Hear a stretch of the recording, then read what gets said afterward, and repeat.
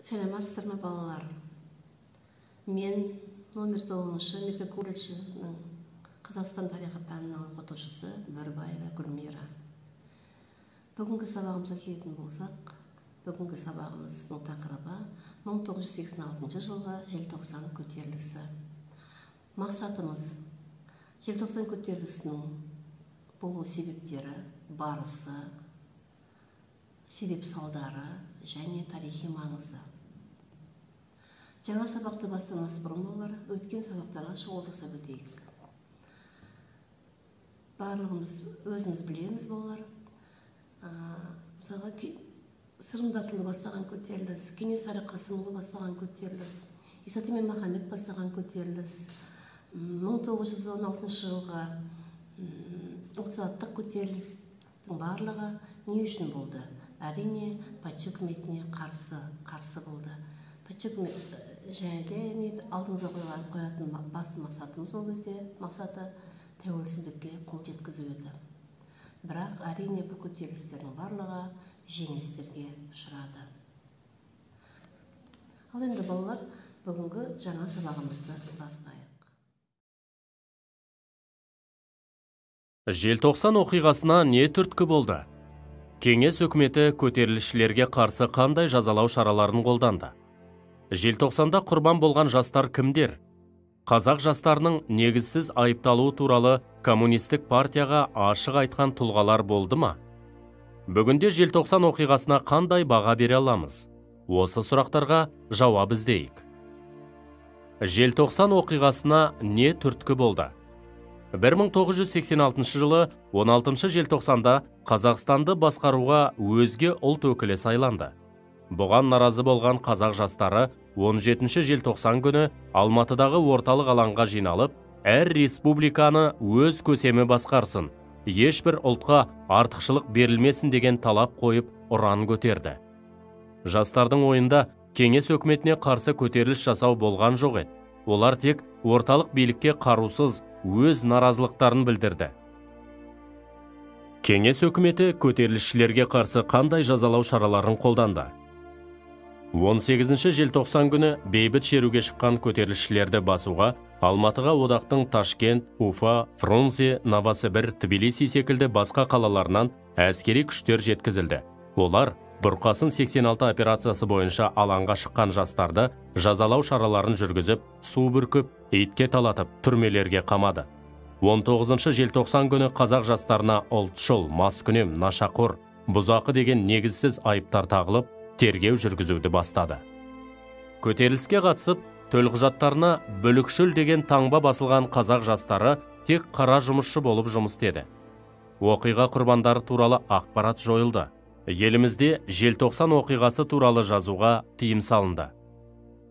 Рысқұлбеков Қайрат Ноғайбайұлы 1986 жылғы желтоқсан көтерілісінің қаһарманы. Ол 16-18 желтоқсанда болған қазақ жастарының отаршылдық және әміршілдік жүйеге қарсы шеруіне белсене қатысты. Көтеріліс қатыгездікпен жанышталғаннан кейін 1987 жылдың қаңтарында ішкі істер органының қызметкерлері Алматыда бір төбелеске қатысты деген желеумен Рысқұлбековті Мойынқұм ауданының орталығында тұратын нағашысының үйінде демалып жатқан жерінен ұстап әкетеді. Кейіннен көпшілікке мәлім болғандай, тергеушілер Рысқұлбековке неше түрлі айла шарғылар қолдана отырып, оны Савицкийдің өліміне кінәлі деп таниды. Асанова Ләззат Алтынайқызы, желтоқсан көтерілісінің құрбаны. Ләззат Алтынайқызы Алматыда 1986 жылы 17-18 желтоқсанда болған қазақ жастарының отаршылдық және әміршілдік жүйеге қарсы азаттық көтерілісіне белсене қатысқан. Орталықтың билеп төстеушілігіне наразылық білдіріп, қаладағы жаңа алаңға, қазіргі республика алаңы алғашқы болып шыққан Ләззат Асанова, ереуілшілер қатарында қазақтар кіріптарлық құлдықта өмір сүргеніміз жетеді. Біз еліміз тәуелсіздігін жеңіп алған кезде ғана азат бола аламыз деген ұранмен шықты.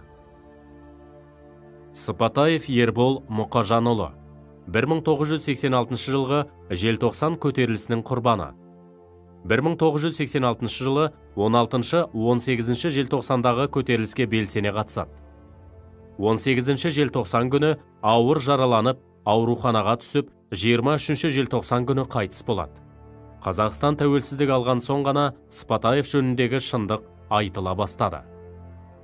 1986 жылғы желтоқсанның алғашқы құрбандарының бірі болған Сәбира Мұхамеджановаға 2001 жылы Тарбағатай ауданының құрметті азаматшасы деген атақ берілді. Қазақ жастарының негізсіз айыпталуы туралы коммунистік партияға ашық айтқан тұлғалар болды ма? Мұхтар Шаханов 1989 жылы Кремльде сөйлеген сөзінде Алматыдағы желтоқсан оқиғасы жайлы шындық айтылмай келеді. Бейбіт шеруге шыққан жас жігіттеріміз бен қарагөз қыздарымызды ешбір жарлықсыз сапер күрегімен, шоқпармен ұрып, итке талатып, керзетікпен тепкінің астын алды. Әлі күнге дейін бейбіт шеруге шыққан шерушілердің қаншасы жарақаттанып, қаншауының қайтыс болғаны жайлы ешқандай нақты ақпарат айтылмай келеді. 2000-ға жуық адам қамауға алынды. Оның көпшілігі ұзақ мерзімге сотталды. Мыңдаған адам оқу орнынан шығарылып, жұмыстан қуылды деген де дерек бар. Бірақ нақты ақпарат жоқ. Сол себепті біз Алматыда болған желтоқсан оқиғасының шындығын ашу үшін әртүрлі аймақ пен ұлт өкілдерінің мүддесін қорғайтын халық сайлаған депутаттардан құралған комиссия құруды сұраймыз деп, қазақ ұлтының мүддесін батыл қорғады. Бүгінде желтоқсан оқиғасына қандай баға бере аламыз? Қазіргі таңда желтоқсан оқиғасы тәуелсіздіктің бастауы деген тұжырым айта аламыз. Себебі тәуелсіздікке ұмтылған қазақ жастары кеңес өкіметіне қатысты ой пікірін ашық айтып, бейбіт шеруге шықты. Қорытындылай келе, желтоқсан оқиғасы қазақ жастарының тәуелсіздікке ұмтылуының жарқын көрінісі ретінде халық жадында мәңгілік қалды. Бейнематериалды көрдік, енді үйге жеке тапсырма алайық. Бейнематериалға талдау жасау, қандай ақпарат алдыңыз және де қандай ойға келдіңіз.